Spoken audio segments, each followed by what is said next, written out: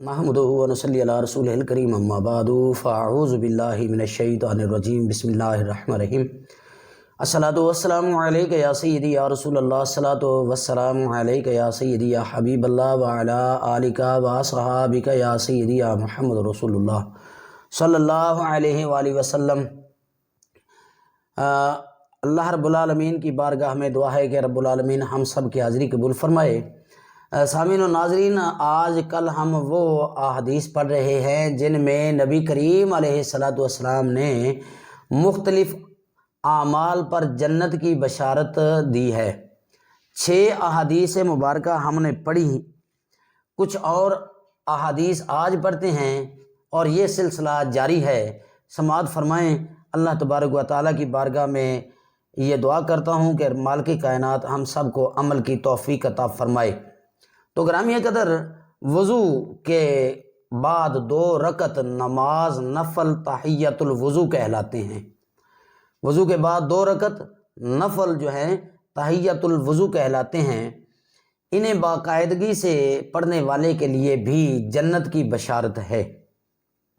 حضرت ابو ہریرہ رضی اللہ تعالی عنہ روایت کرتے ہیں، ایک دن فجر کی نماز کے بعد رسول اللہ صلی اللہ علیہ وآلہ وسلم نے حضرت بلال رضی اللہ تعالی عنہ سے پوچھا، اے بلال، اسلام کے بعد تیرا وہ کون سا عمل ہے جس پر تجھے بخشش کی سب سے زیادہ امید ہے؟ معراج کی رات میں نے جنت میں اپنے آگے آگے تمہارے چلنے کی آواز سنی ہے۔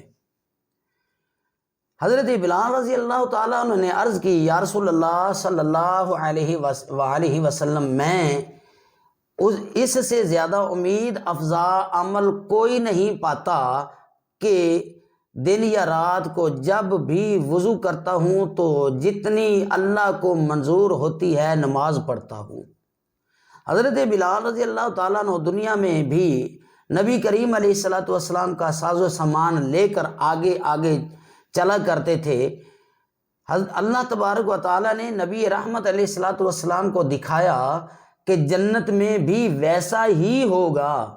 یہ ایسے ہی ہے جیسے نوکر چاکر بادشاہوں کے سامنے ہٹو بچو کی صدا لگاتے ہوئے چلتے رہتے ہیں۔ اس حدیث پاک سے پتہ چلا کہ نبی کریم علیہ السلام کو اللہ تبارک و تعالیٰ نے آپ کے خادموں کے انجام سے بھی خبردار کیا ہے۔ آپ جانتے ہیں کہ جنتی کون ہے اور کون دوزخی ہے، کون جنت کے کس درجے میں ہے۔ نبی کریم علیہ السلام یہ بھی جانتے ہیں۔ اس حدیث پاک سے حضرت بلال رضی اللہ تعالی عنہ کی فضیلت بھی ثابت ہوئی اور ان کا جنتی ہونا بھی ثابت ہوا۔ وہ عورت جو اسلامی احکام کی پابندی کرے، شوہر کی خدمت گزار و فرما بردار ہو اور عفت و پاک دامنی اختیار کرے، جنت میں جائے گی۔ نبی کریم علیہ السلام نے ارشاد فرمایا، جو عورت نماز 5 گانہ ادا کرے، ماہ رمضان کے روزے رکھے، اپنی شرمگاہ کی حفاظت کرے اور اپنے شوہر کی اطاعت کرے، اسے قیامت والے دن کہا جائے گا، جنت کے 8 دروازوں میں سے جس سے چاہے داخل ہو جائے۔ جنت کے 8 دروازوں میں سے جس سے چاہے وہ داخل ہو جائے۔ عورت کے لیے شوہر کی اطاعت بہت ضروری ہے۔ اللہ اور رسول اللہ صلی اللہ علیہ وآلہ وسلم کا صریح حکم ہے۔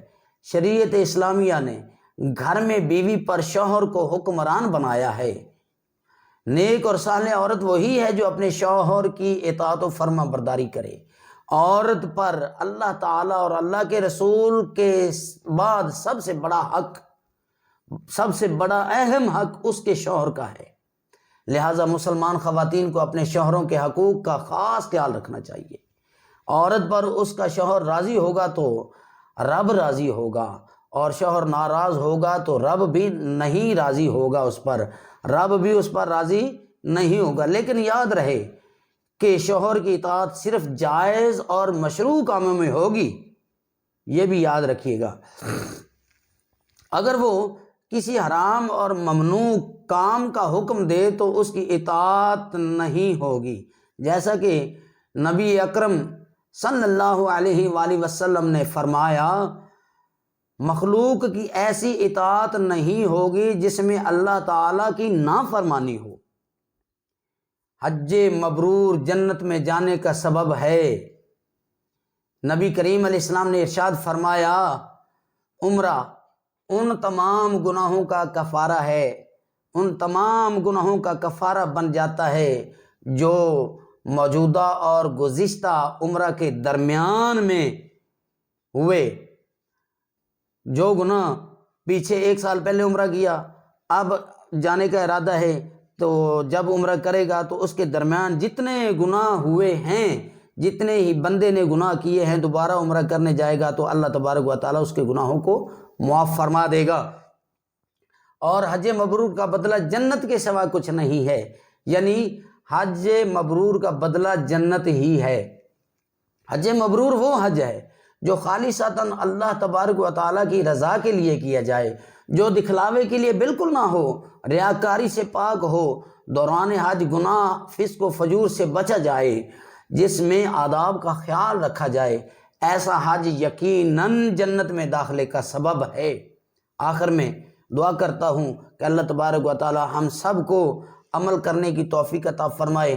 اللہ تبارک و تعالیٰ ہم سب کی حاضری قبول فرمائے۔